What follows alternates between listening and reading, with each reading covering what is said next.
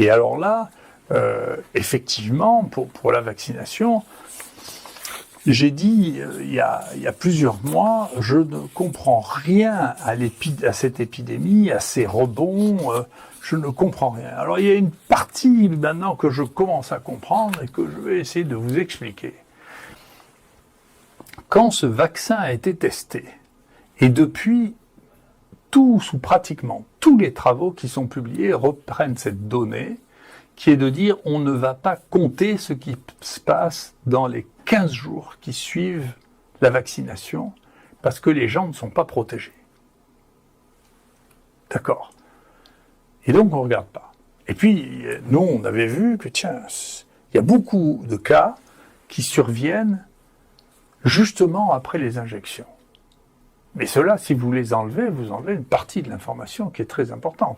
Donc c'est une information que, par exemple, Pfizer n'a jamais donnée sur ce qui se passait dans les 15 jours après la vaccination en termes de Covid.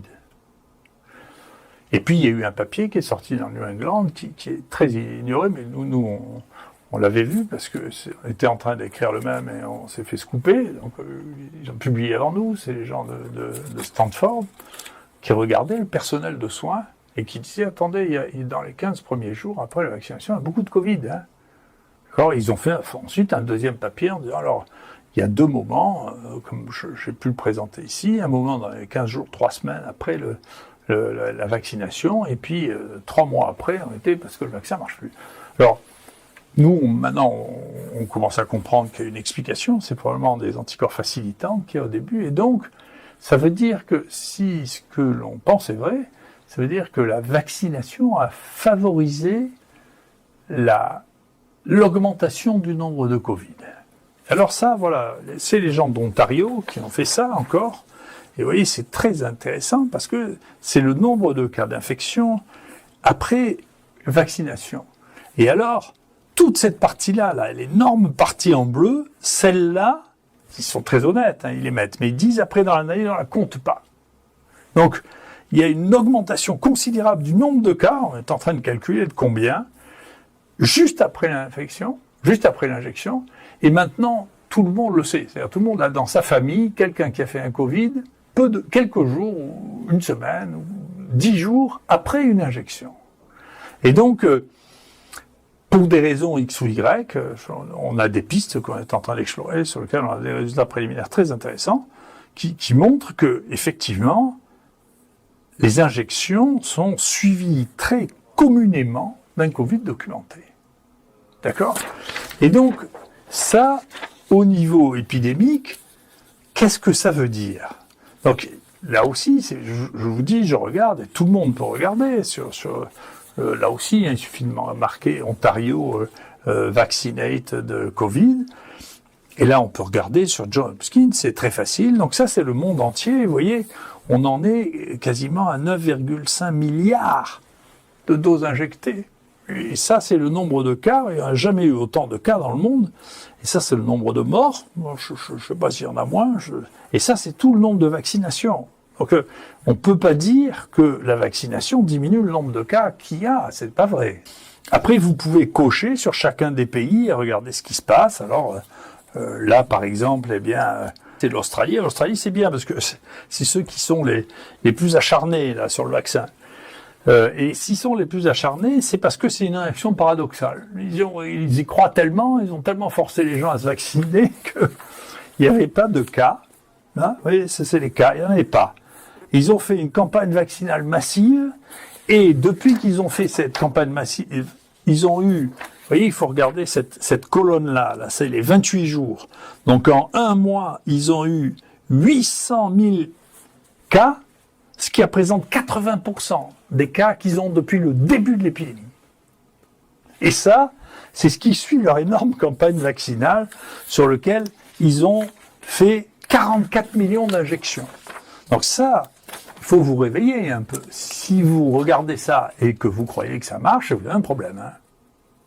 Donc au moins, vous avez le droit d'avoir du doute quand même. Vous n'allez pas dire, écoutez, c'est tous les fous qui se vaccinent pas qui foutent les épidémies. Là. Ou bien alors, c'est pas vrai pour l'Australie, ça. Mais généralement, la science, c'est partageable.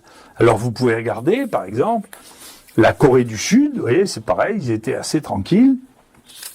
Ils ont commencé à vacciner, ils ont vacciné massivement, hein, vous voyez, ils ont utilisé 108 millions de doses, vous voyez, et là, ils sont à un point où ils n'ont jamais eu autant de cas, vous voyez.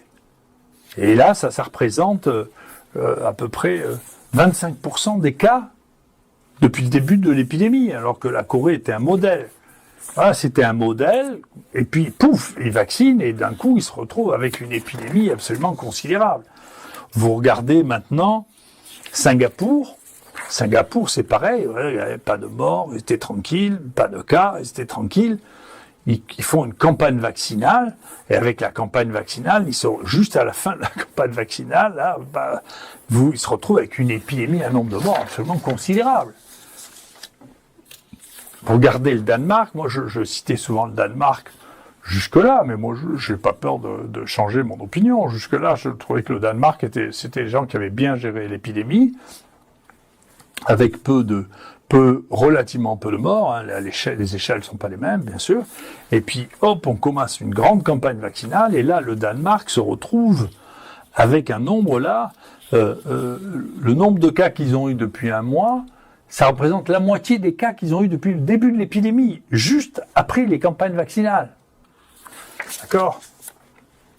Là, si vous regardez la France, vous voyez le nombre de doses vaccinales qui ont été faites dans le dernier mois, c'est 15 millions de doses vaccinales, et le nombre de cas, c'est 380 000 cas, c'est-à-dire 25% des cas qu'on a eu depuis le début de l'épidémie. Donc, dire que les stratégies vaccinales dans le monde ont permis d'avoir un contrôle de la maladie, c'est pas vrai. Alors, vous pouvez toujours me dire, oui, mais attendez, c'est peut-être passé la même chose partout. Non, pas du tout. On est en train de faire un travail, c'est dans les pays dans lesquels il y a eu le moins de vaccination, ou le pays dans lequel on a le plus utilisé les vaccins inactivés, dans lequel il y a le moins de cas, mais de manière extrêmement significative. Donc, les vaccins là que l'on a, ARN et ADN, n'ont pas permis du tout le contrôle de la maladie, ont peut-être joué un rôle sur sa sévérité, mais dans une maladie qui ne s'avère pas très très sévère, on se demande ce que ça fait, mais en tout cas, ça justifie pas qu'on menace les gens, ni qu'on les insulte, ni qu'on les empêche de vivre, en tout cas. Donc là aussi, l'intelligence, en particulier face à des maladies inconnues, à des vaccins inconnus, parce qu'on n'avait jamais fait ce type de vaccin. Puis les vaccins sur les maladies ARN, en général, vous savez, c'est pas très splendide, hein, vous n'avez qu'à regarder la grippe. Tous les ans, on est obligé de faire un réaménagement, ça protège qu'une partie, le taux de vaccination se situe entre 50 et 70%, en particulier chez les sujets les plus âgés qui sont les plus à risque. Donc on sait bien qu'on a des problèmes avec ça. Et là, les temps d'évaluation, plus le fait de négliger complètement, parce qu'on ne savait pas, on savait, le seul point qu'on savait, c'était pour la dengue. On savait que si on vaccinait les gens pour la dengue, maintenant, on ne vaccine les gens contre la dengue que les gens qui ont déjà eu la dengue.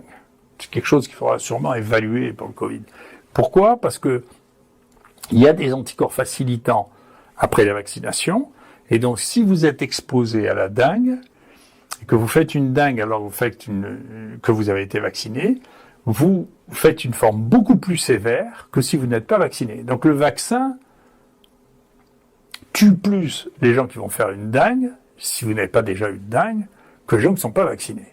Et donc maintenant, vous pouvez regarder ça sur n'importe quel site, l'OMS, on ne recommande le vaccin chez les enfants que chez ceux qui ont déjà fait une dengue. Parce que sinon, ils risquent de faire des formes plus graves. Donc, vous voyez bien que le vaccin, c'est pas si simple, c'est pas un miracle, c'est pas une baguette magique, ça doit être adapté à la situation. Ça, c'était de l'observation. Il se trouve qu'on m'avait demandé, à titre personnel, mon avis sur la dengue, que je l'avais dit, ça, une dizaine d'années, en disant, faites attention, les deuxièmes dengues sont plus graves que les premières, et donc si vous vous vaccinez, vous savez pas ce qui se passera après. Bon, j'ai prêché dans le désert, mais peu importe, ça veut dire qu'on savait ça. Moi, je l'avais vu parce que j'ai vu beaucoup de dengues quand j'ai fait mon service militaire à Tahiti. Donc, et on voyait bien que les gosses qui avaient déjà fait une dengue faisaient des dengues hémorragiques. Ceux qui faisaient leur première dengue, ils faisaient le truc qui passait relativement facilement. Donc, chaque situation, donc il y a des vaccins dont on sait qu'ils aggravent les choses. C'est pas une nouveauté, ça veut dire que c'est pas une baguette magique. Hier, je me rappelle, c'est une des raisons pour lesquelles je veux plus aller dans les plateaux télé. Il y a un de ces intervieweurs là qui m'expliquait ce que c'était la poliomyélite. Ça fait 2 ans qu'on a plus de poliomyélite vaccinale, c'est-à-dire qu'on induit des poliomyélites qu'il n'y a de poliomyélite naturelle. On a réintroduit avec des vaccins vivants, là c'est l'inverse de ce qu'on fait là maintenant, on a réintroduit dans des continents dans lesquels ça avait disparu depuis 30 ou 40 ans, de la poliomyélite, à cause des vaccins. Donc ça veut dire, c'est pas tous les vaccins qu'il faut arrêter. Ça veut dire, il y a des vaccins qui marchent très bien, il y en a y compris qui sont pas remboursés en France, il y en a qui marchent pas, il y en a qui sont dangereux. C'est comme ça. C'est pas une baguette magique. C'est pas de la religion. C'est de la connaissance.